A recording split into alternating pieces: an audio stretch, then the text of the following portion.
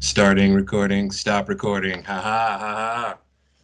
Excellent. I see the little blinking red light says Norbert is recording the call. I am recording the call. What are you wearing, Matthew Phillips? So all parties are fully informed of what exactly is going on. Oh, oh, that's nice. uh,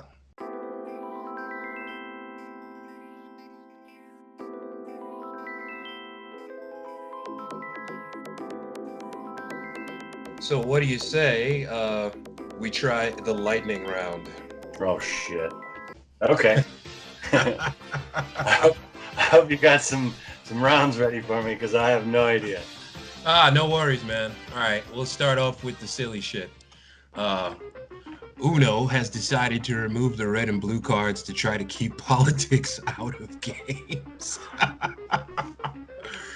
Oh man. So this article here, Austin Goslin writes, games aren't political, even the ones that involve storming the White House, but according to the maker of Uno, colors definitely are. So to ensure that everyone in your family can reach across party lines to screw someone over with a wild draw four card, which we all hate, the draw four. Yeah. Mattel has released a new, supposedly more politically neutral version of the game called Uno non partisan, which is ironic because Uno is Spanish, and you know how that is today in America. So instead of the red and blue cards, they have turned the red and blue cards to purple and orange. When is the last time you played Uno in the first place? And in the second place, have you ever had a game of Uno devolve into political violence? Right. God damn it, I can't be red this time. You know what I'm saying? I mean, Jesus, man, you talk about an issue that did not exist. This reads like a joke. Like it reads like the Onion. Like is that a real article? Swear to God, this is real, and it is on sale at such wonderful family shops as Walmart for like $4 and change. Well, it's definitely like, excuse me, targeting the crowd that gets their panties up in a twist about things that are supposedly PC or whatever. Can you imagine? You know, the person who buys Uno non partisan is definitely the guy who rages about the war on Christmas. And if you tell that the person, title, that's the weird part to me. Like, if you're gonna make it not political, then don't title it non-political. Can you imagine? Saying it's political by. That's right. So that they changed the colors purple to orange instead of red and blue, and they have included a veto card that you can lay down to skip the turn of anyone who's turning the topic of conversation towards politics during the game. I swear to God, this is not an Onion article. I swear to God. You read such dodgy sites that I love you for it, Norbert. I swear to God, this is a real thing. I had to talk about this with you real quick because I mean, you know, games that turn violent. Okay, Uno is not one of them. Right. Monopoly, spades, you know, sometimes dominoes, you know, but Uno. I mean, you play Uno. When is the last time you played Uno number one as an adult and number two sober? Honestly. I have bad memories with Uno. I played it with my ex-wife. Oh, sensitivos. I'm sorry. I'm sorry, man. That's dark. And in terms of games that just make you angry, you know, Monopoly, because it's the game that never ends. And then spades, because whenever I play spades with people, look, I just don't like people yelling at me, man. And then people, you know, how many books you got? And I say, you know, I always say 2 and impossible, even if I have 7 books. And this makes people angry. We underbid, man. You should have been paying attention. Like, I was trying to smoke, man. I'm here for the fellowship and the camaraderie. I don't care if we win or lose a card game. And this is why, you know, I've never been good at competition. Yeah. So, all right, that's it for Uno. And then the next thing, the world has been waiting for male birth control. India has been working on male birth control for a while. So apparently, it's called RISUG.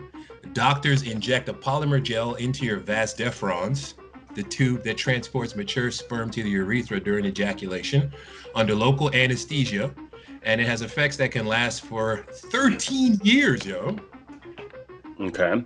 It costs as little as $10 in developing countries, and if you want to get it reversed, Mm-hmm. you just get another shot. Right.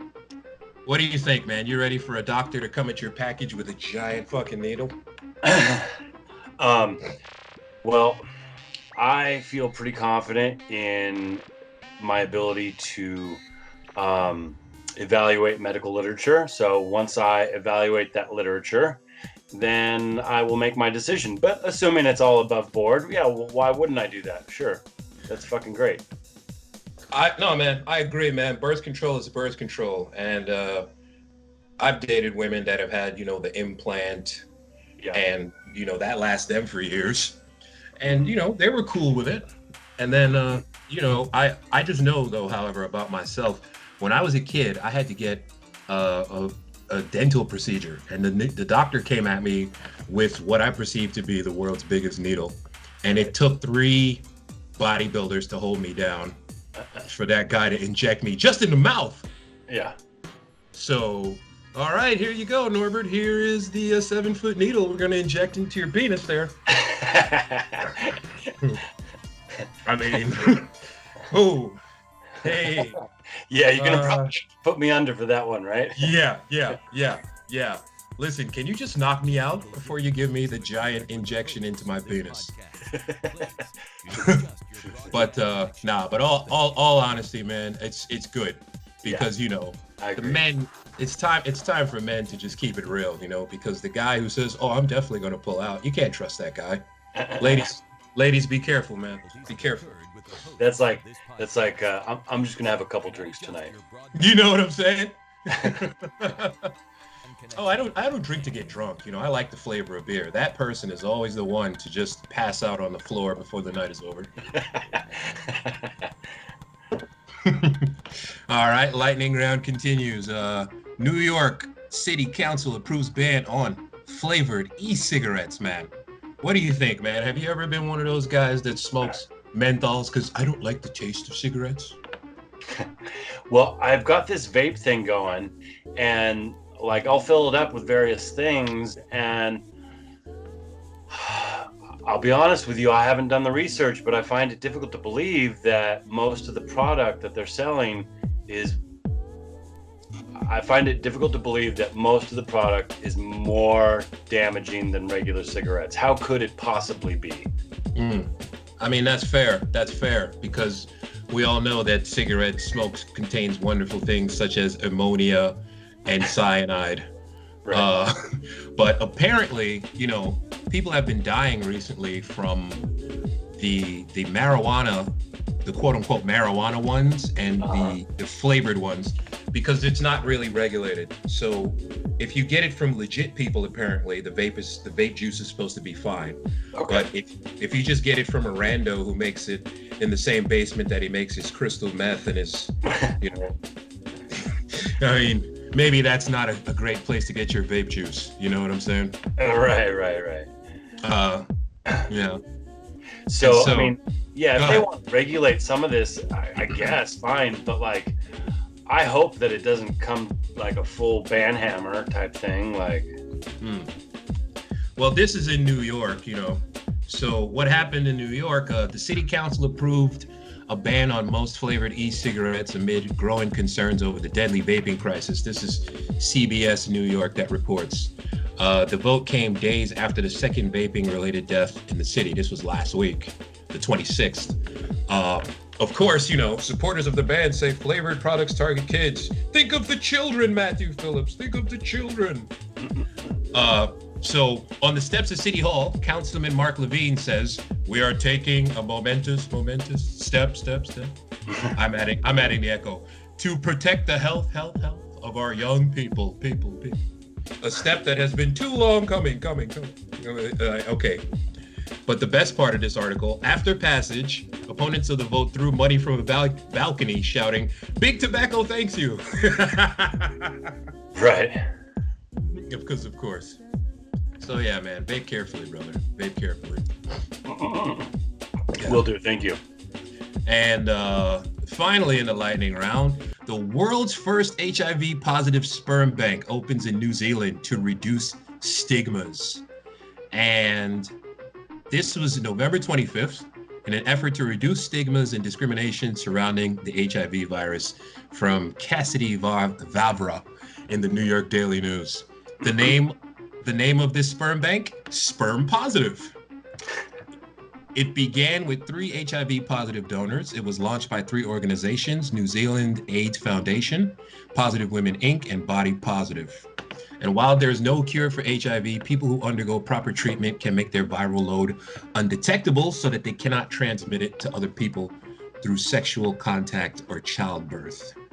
And one person, he says, "I have many friends who are living with HIV who have gone on to have children. Being able to help others on their journey is so rewarding, but I also want to show the world that life doesn't stop post-diagnosis and help to remove the stigma." His name is Damian Rule Neal. What do you think, man? I remember, oh my God, it was so scary when AIDS first came out, and now here we are. Yeah. Well, I mean, about this particular thing, I don't know. I mean, it sounds fine, sounds good to me. But the broader topic that you allude to, with mentioning the beginnings, yeah, like I was in 1987, I was 16, and that's when I lost my virginity. And yeah, that's right when the whole AIDS thing was kicking off, And Reagan and Bush were telling us, their bullshit about, It's only gay people, relax. Yeah. Right. That's what they were basically saying. It was right. We don't need to worry about this. This is people we hate. Yeah. It's gay people, and what do you call those dirty people? Haitians. Yeah, we don't like them. Yeah. It doesn't matter if they get HIV. I remember those days. That was dark. Yeah. But to go from that to an HIV positive sperm bank, I mean, it just shows you how much the fear of this thing has gone down. Right. I was in middle school, and the middle school gym teacher, he was such the perfect stereotype. He was Black/Afro-American, depending on who's listening to the podcast, and kind of balding. He had the little short shorts, and he came out with the banana, and the condom. And he straps the condom onto the banana, and basically his talk boils down to AIDS. Boom, you got it, you dead. I said, all right. I will wrap it up, even though I had no idea what sexual intercourse really was at the time, or at least how to do it properly. But that has always been my AIDS thing, HIV thing. So yeah, I was lucky. I went to middle schools and high schools that were relatively enlightened with the sex ed, like it wasn't probably what I would call ideal, but yeah, it was decent, Yeah, man. Yeah. By the time I got to high school, I went to Brooklyn Tech, and the center section of the lunchroom, I will never forget. One day was just, this is what sexual diseases look like. And it's just literally, while I'm trying to have lunch, you walk from one side of the lunchroom to the other, and okay, this is what herpes looks like on a penis. Well, okay. So I don't think I had sex without condoms for forever after that shit. Right. There was a certain amount of propaganda by scaring people, which I think is not ineffective. No, not at all. Like not an entirely bad idea. No. It's one thing to you can catch a disease if you don't use protection, and it's another thing to see a picture of just genitals covered in stuff. Right. Yeah, man. All Okay, right. so I've got my additions for the lightning round. This one's true false, and you got to give me a true false. All right. All right. No problem, U.S. brother. The U.S. has pulled out of Syria. The U.S. has pulled out of Syria. That's got to be false, man. There's no way. You're right. They have simply moved to oil-producing areas. Of course. Oh man, never Okay. change. Okay. Next one. This one it's a fill-in response. Who is polling at 26% in New Hampshire, and who is polling at 22% in New Hampshire? I'm gonna say Bernie at 26 and Warren at 22. No, it's Buttigieg at 22. What? Right, I know. Pistol Pete? The CIA plant. You know what I'm saying?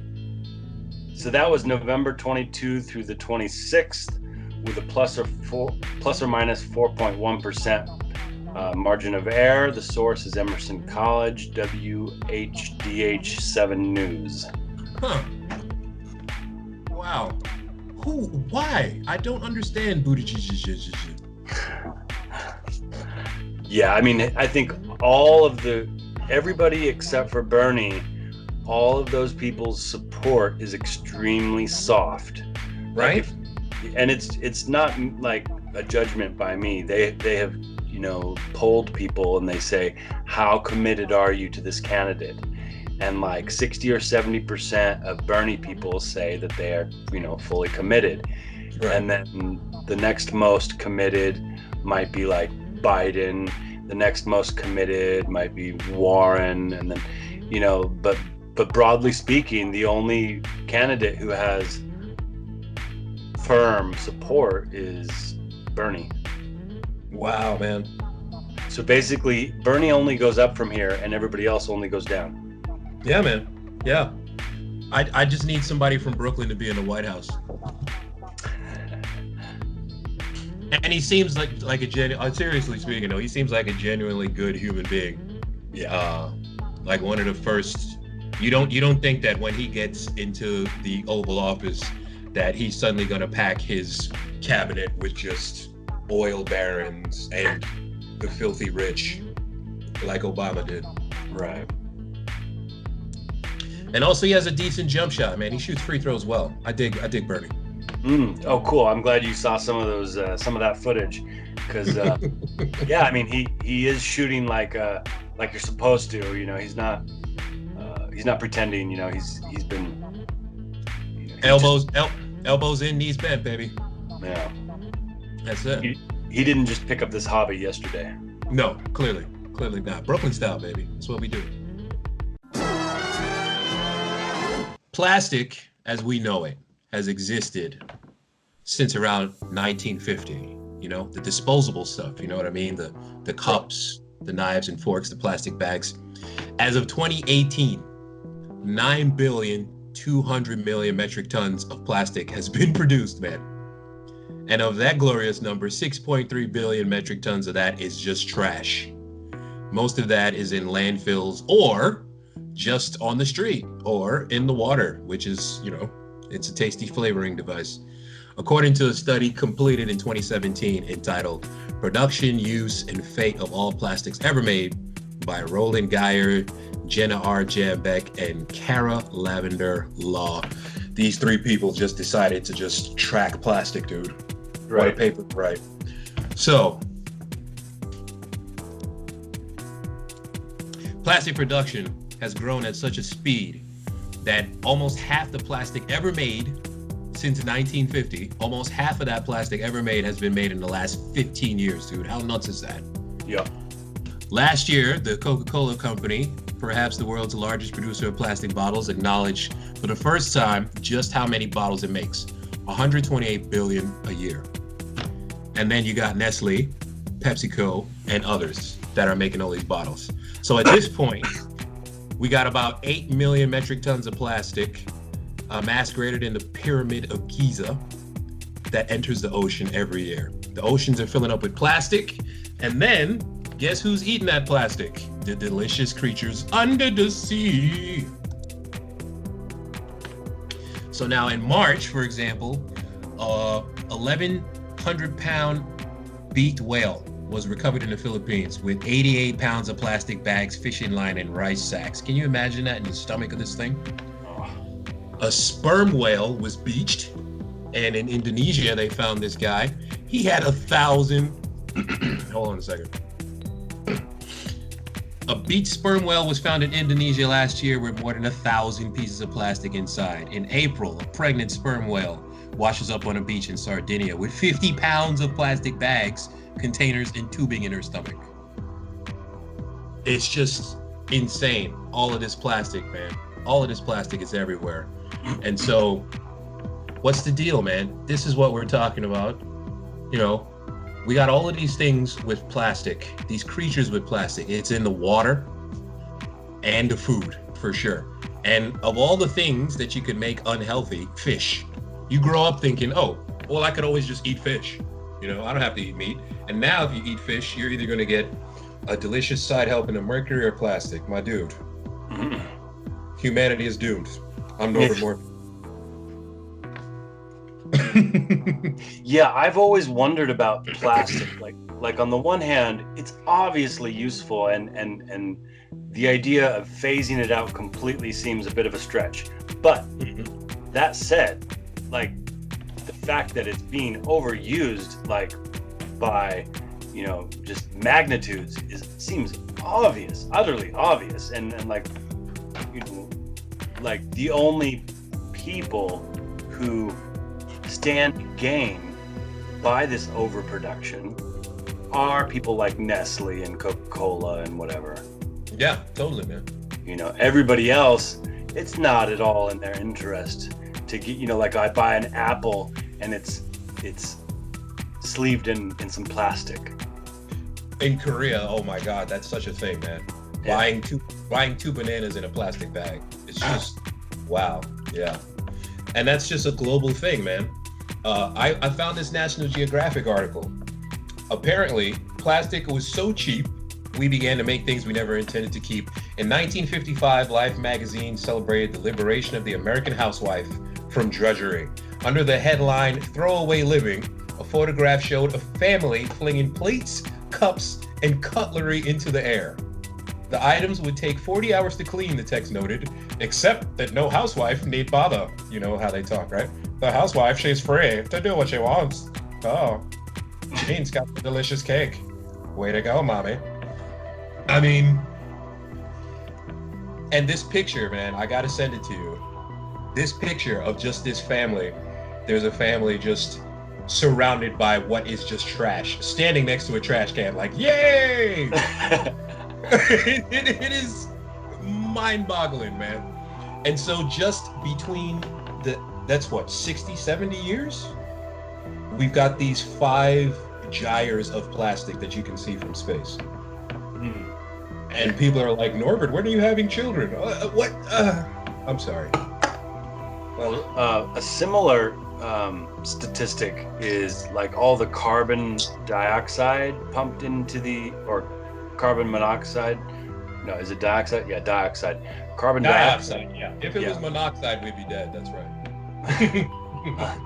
All the CO2 pumped into the atmosphere, like 50% of it has been over the past, I don't know, something like 20 years. Like, wow. Just like when you're talking about the plastic, like most of it is the past 15 or so years. Jesus.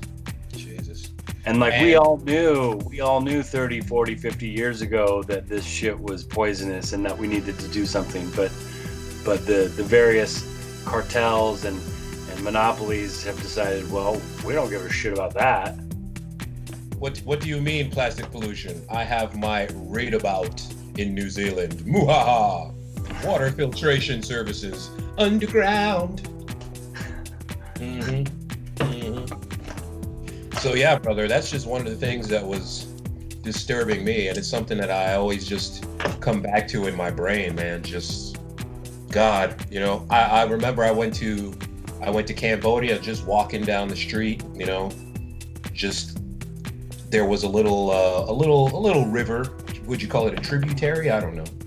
But anyway, the color of that river was just not something that you want to drink. And this stuff just floating in it. And just pictures of places just covered in so much plastic that, you know, it just crunches under your feet. The beaches in the Big Island in Hawaii. I've always thought about going to Hawaii, and now you see pictures of some beaches in Hawaii that just look like the end of a Black Friday massacre. Really? Yeah, man. The Big Island in Hawaii. Yeah, because this stuff it's got to wash up somewhere, man. Sure. And it does. So, don't worry, man. We'll talk about something happy at the end. We got to find something happy. Well, I don't know. I mean, I think the plastic issue is a good one because, like, it sticks in your mind. Like, this stuff isn't going to disappear. We could repurpose it if we collect it. Right. But if we don't collect it, then it's just going to sit there, you know? And gunk up some biosphere or whatever. Well, I mean, you know, there is hope. I did see a video of a kid, I think he's from the Netherlands, a young guy. That video went kind of viral in the last year or so, where they decided to just put down floats to collect plastic, then it gets sucked up in a machine. So that's supposed to be something that that is being tested right now. And then you have some people that are making clothes. The RZA, to link to our Wu-Tang thing last week, from Fader magazine, the RZA launches a vegan winter jacket made from recycled ocean plastic, and 15% of the jacket proceeds will go to PETA, because why not? Nice. Yeah. So I mean, you know, people are trying. Glenn Greenwald is all into the animal rights thing too. I mean, that's cool. You know, animals should have rights, but I mean, whatever animals are left. Right. I mean, that's where we are.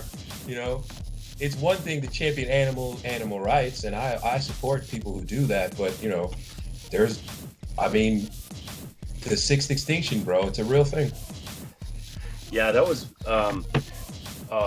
Blade Runner was based on the Philip K. Dick novel "Do Androids Dream of Electric Sheep?" And one of the main underpinning theses of that book was this world where basically humans were inhabiting a dead Earth, basically. You know? And it looks like that in the movie for sure. Yeah, but I mean, one of the things that the movie does not bring to the forefront too much, but which the book does, is this idea that there are no real animals left. Right. And so, like the owl in the Blade Runner movie, right? You know, is it real? And she's like, of course not. You know. Yeah, of course, exactly. Like, you idiots, we killed them all decades ago. Right. Yeah, man. And Soylent Green. Soylent Green, you know, spoiler alert, the big twist is that, you know, the plankton is gone. The plankton is gone, and which is the foundation of the food chain. Yeah. I haven't seen that one for a while. I gotta see that again. Oh yeah, great movie, man. So that's why Soylent Green is people, baby. Spoiler alert. I remember that part. Oh, it's people. It's people. So, brother, you mentioned the WTO, man. What do you got to say about that? The anniversary of the big Seattle protests in '99. Yeah, 20th anniversary yesterday. Well, yesterday for us, today for everybody else. Yeah, like at the time, I was just about to get married, and so my sights were temporarily taken off of the news. I've always been a news junkie, but because my wedding was like a week or two later, I was busy with a bunch of shit, right? And I do remember seeing some of the pictures on the television about Seattle, you know, the Battle of Seattle.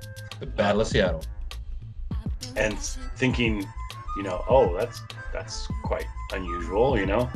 But the way the coverage ended up, like, CNN and the rest of the channels, you know, they were just, you know, smearing the various protesters as anarchists, and you know, like they lied, for example, about a Molotov cocktail being thrown, that no such thing happened. There was some property damage, but like there was no Molotov cocktails. Right. And yeah, I mean, so they lied about all that shit. And so if you were casually consuming the news at that point, like I was, you didn't get much of an idea about what was happening. You know, you got a general idea of why they were there, you know, what their cause was, but nothing else really. And then I never really followed up on it until years later. Well, because you put me onto this, man, I was trying to think, what was I doing in 1999? I graduated from college. Okay. I was just blowing a bunch of trees at the time, just Yep. super high constantly, because I knew I had to go back to New York and nothing would ever be the same again. It started to dawn on me, you know, that the 4 years of college, you know, this is not life, man. Life is about to actually begin. You know, you got to get a job and stuff like that. Yeah. And my political leanings basically were just, you know, cops are shooting black people. That's where I was, you know, because years before that, the cops had jacked up Amadou Diallo with the plunger. And so even I was in a little band and we made a song called Pigs about cops because, you know, Rage Against the Machine was big. But so when I looked at this, what happened with the WTO, apparently the buildings that got smashed, because I went to one of my favorite sites, Counterpunch. Yeah. And, you know, Jeffrey Sinclair, he wrote up some stuff about it. But yeah, he's decent. But what got smashed up? Nordstrom's, Adidas, the Bank of America, Nike Town, Old Navy, Banana Republic, Starbucks. I mean, hoo-hoo, you know what I'm saying? Right. You know, Bank of America was known for scamming people recently. I mean, and Nike is a great company that loves to use not just slave labor, but cops to smash people who protest against slave labor, you know? So these people knew what they were doing, man. And it wasn't until, I mean, they're getting hit with these are chemical weapons, man. Tear gas. Yep. You know, people call it tear gas, but that's chemical weapons, man. These are chemical weapons against protesting American citizens, yo. What are we talking about here? And a lot of people draw parallels from this protest, the way that the police came out and just looked like they were basically the SWAT team mixed with Desert Storm soldiers. Yep.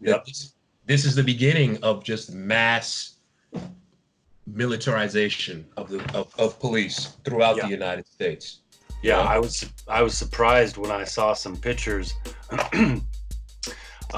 because as I say, when it was contemporaneous with me, when I was viewing it at the time, I only saw a few pictures. But when the other day when I saw a documentary, I looked at these pictures of the police, and they looked quite similar to the police you see nowadays. Exactly. Way too much like the military. Exactly. You know, and then those military tactics came out of the LA SWAT teams.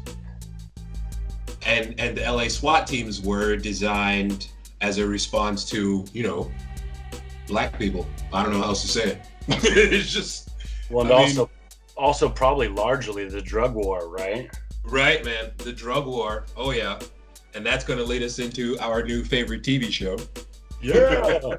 Narcos. That's right. But before we get into Narcos, though, the final word on these Seattle protests. So basically, the way that the police and the state handled that. This is the reason why. Remember, when Bush became president, protesting used to be just, you know, a billion people walking down the street, And during the Bush presidency, it became free speech zones where you're in a cage, Right. or you're 7 blocks away from the thing you're trying to protest. So that, the rubber bullets, the chemical weapons tear gas, nah man, these are chemical weapons. Just spraying mace in the air, not even just in people's faces, which they did too. And then on the positive side, people got a chance to actually experiment with what people use now. The early internet newsrooms, the news, what'd you call those, like the alt dots that people used to use in the early 90s, the late 90s? Yeah, the news, I forget what it's called. It was a long time ago. News groups or something like that. Yeah, news groups, that's right. Right. So you get on the alt dot and you say, okay, we're going to meet here. Before everybody had smartphones, people were organizing like that. So yeah, some positives and some negatives came out, man. Well, that reminds me of a couple things. There's this thing that I ran into called Rex 84, which was this thing that the drug warriors of the 80s thought up. And it was how to militarize the police in response to public unrest. And then you've got, a few years later, maybe about 15 years later, the NDAA, Section 1021, which basically nullifies posse comitatus, which allows the government to use the military basically on the people. Right. So yeah, I mean, it seems like they're doing their dry runs, and our dry runs are the Battle of Seattle and then Occupy. Right. And I took part in the big protests before the Iraq War, the last Iraq War. Yeah. And we were on the east side, and Bishop Desmond Tutu, what do you say to peace? What do you say to freedom? That was, God, that was one of the last times I actually still had an iota of hope in the future of mankind, because it's just surrounded by hundreds of thousands and millions of people across the world that were just, this seriously, you and I damn well know it ain't no weapons of mass destruction unless you sold them to the motherfucker. Right. And the fact that all of that shit came to pass as lies and no one was prosecuted, I don't believe in anything anymore. Yeah. Wow. So in early 2003 or late 2002, you were in some of those protests? Before the war, I think it was just before the war. You remember there were all those simultaneous protests across the world, and the one I was on, I believe it was on the east side, maybe 3rd Avenue, around the 40s. And Bishop Desmond Tutu was a couple of streets down, on a big TV. He was live actually in New York, but he was giving his speech, and I always remember that part. What do you say to peace? Because he has a little accent. And everybody, it was, And a year later or so, Obama makes a very moving set of speeches that are anti-Bush, anti-war. Yeah. And then becomes the most droningest president in the history of the United States. Biggest disappointment in the past 20 years.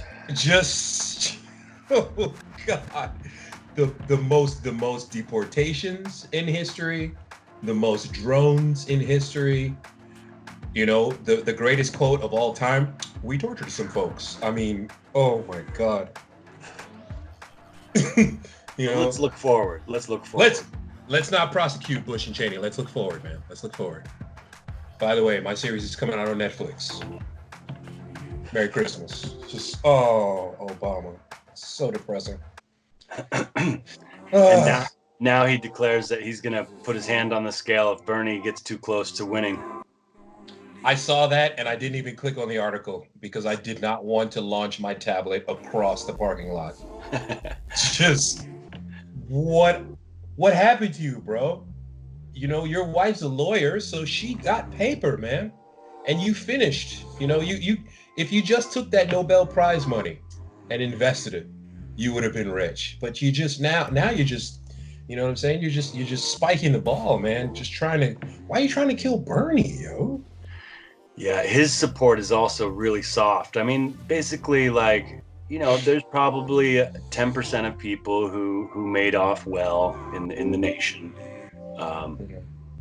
because of his policies and stuff. But the bottom 90% have only, at best, ideological reasons to support him. Yeah.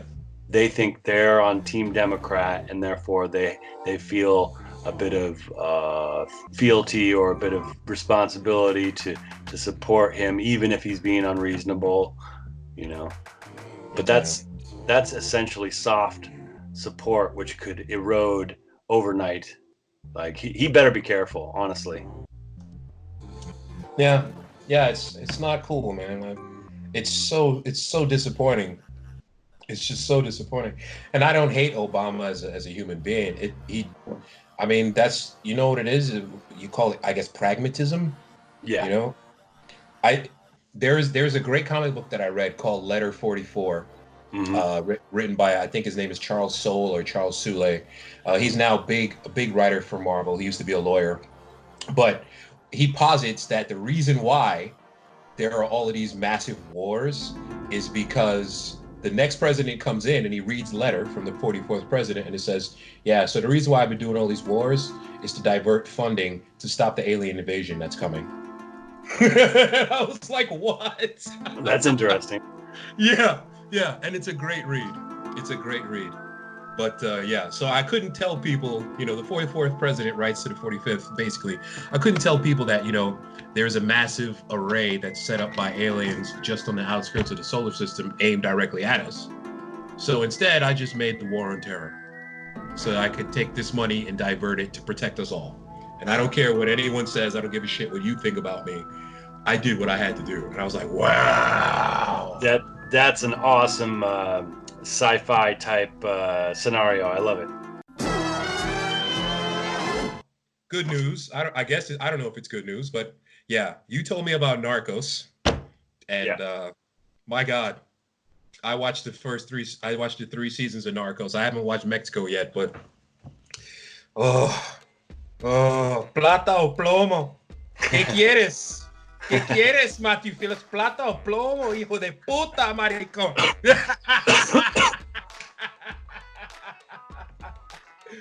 Oh my God, I can't stop. That show is amazing. I mean, if you would have told me before I watched, you're going to love Pablo Escobar, like, part of me intellectually, like, I know that, he did some good for, his Medellin. And so there was, there was this sort of Robin Hood type thing going on. Yeah. But even intellectually knowing that, I would have told you, come on, I'm not going to love this guy, But then you watch it and you fucking love him. I mean, history's greatest monster. One of history's greatest monsters, and you grow up as a kid in New York, during the crack era. Nas calls himself Nas Escobar. Yeah, Nas Escobar, because he's rich. I did not know that Pablo Escobar blew up a plane full of people. Now that, though, is a little bit questionable. What do you think, man? Because the way that they put it in the show, you saw what happened, and full spoilers, everybody. Escobar wanted him to kill somebody. Yeah. And they put a bomb in the tape recorder, and they obviously dramatized some things. Oh yeah. But good God, man. It's the kind of thing that you can't really put past a figure like Pablo Escobar. On the one hand, you can't put it past him. On the other hand, you can't put it past the CIA or somebody to do that and then frame him, right? I mean, facts.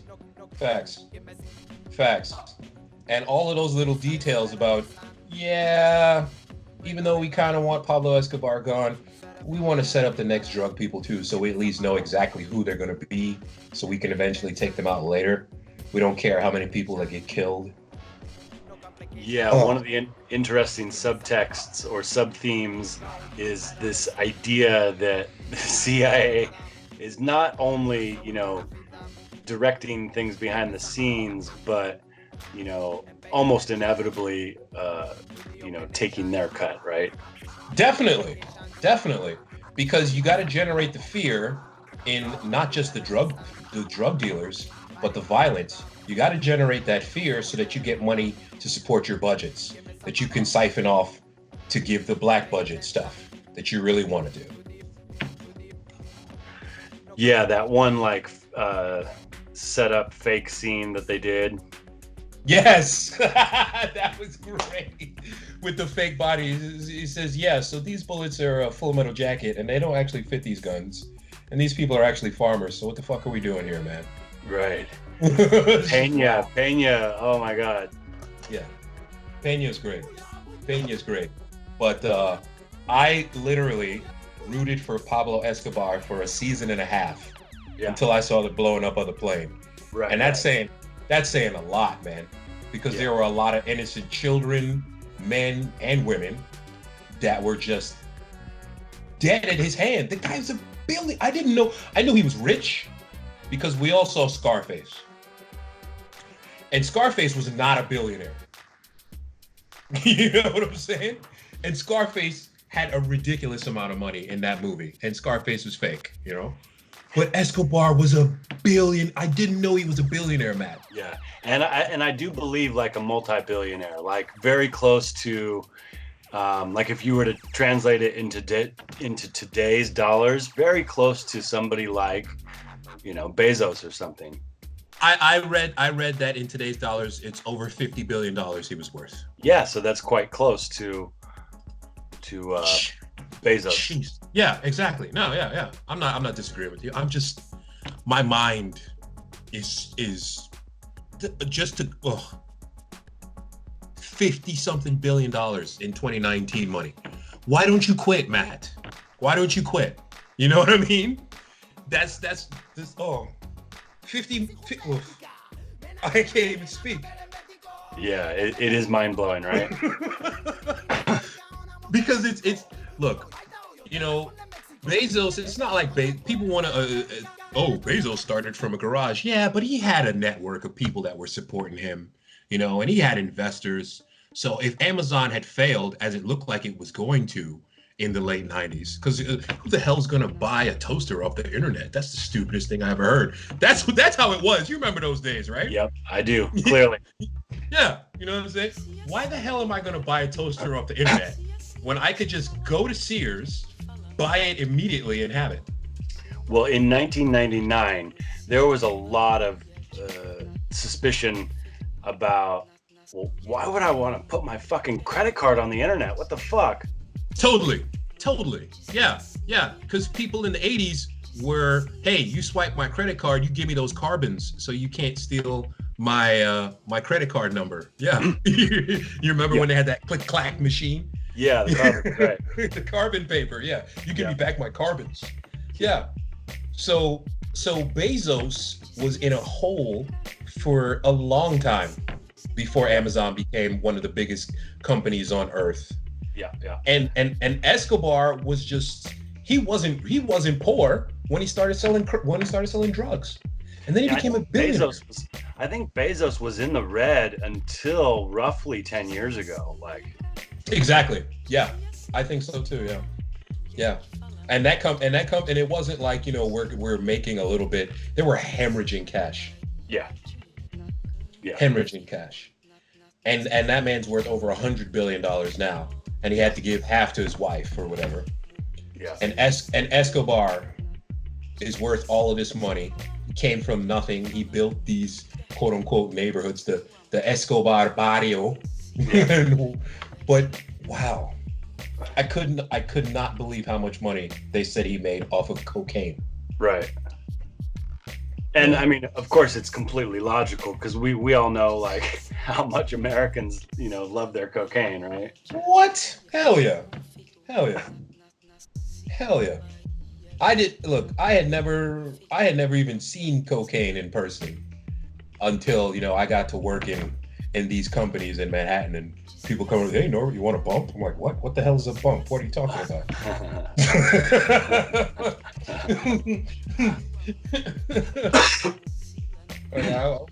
So yeah, that's how I got put onto that stuff. Yeah, but Narcos is amazing, brother. Thank you for that show. No problem. And definitely, within the next, I would say, month or so, get on to Mexico as well, because it's just as good, basically. Yeah, season 3 was awesome. Season three was awesome. It was self-contained. We got to see the David Rodriguez, the handsome sociopath, and I cannot stop walking around my house saying plato a plomo. You know what I'm saying? Hijo de puta, marico. And all of these. My love of Spanish has been reignited. Yeah, like the relish with which they issue their expletives is just lovely. It's lovely. It's just great, man. It's just great. I love it, man. I literally now want to just live in Colombia and just curse people out. ¿Dónde está mi puto tacos, maricón? And just cursing people.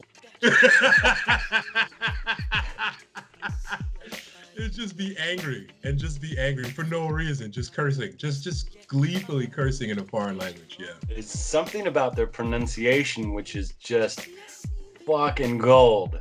It is. It's lyrical. Some people really like the Irish accent because it sounds kind of musical, Yeah. And some people like the Barbados accent because you come from Barbados and you talk like this, know. And the man come for me and he talk of the thing and I know I understand. And but then the Spanish accent, ¿Dónde está mi puta biblioteca, maricón? Yeah. So the Mexican accent is less lovely. Like the Colombian is just amazing. But apparently, like I was telling you, yeah, the Colombian press was not impressed with the Colombian accents. But then you said one of our friends thought it was pretty close. Yeah. I mean, the press, I tend to discount everything unless it's an independent, source. Fact. Yeah. So, man, anything else on your mind? A whole bunch, but I think this is if not a natural stopping point, then a natural wind down. Definitely, and it's relatively joyful instead of talking about the plastic filling the bodies of dead whales. Yes. Cool. All right, brother. So. Once again, we'll do it again next week. Sounds good, man.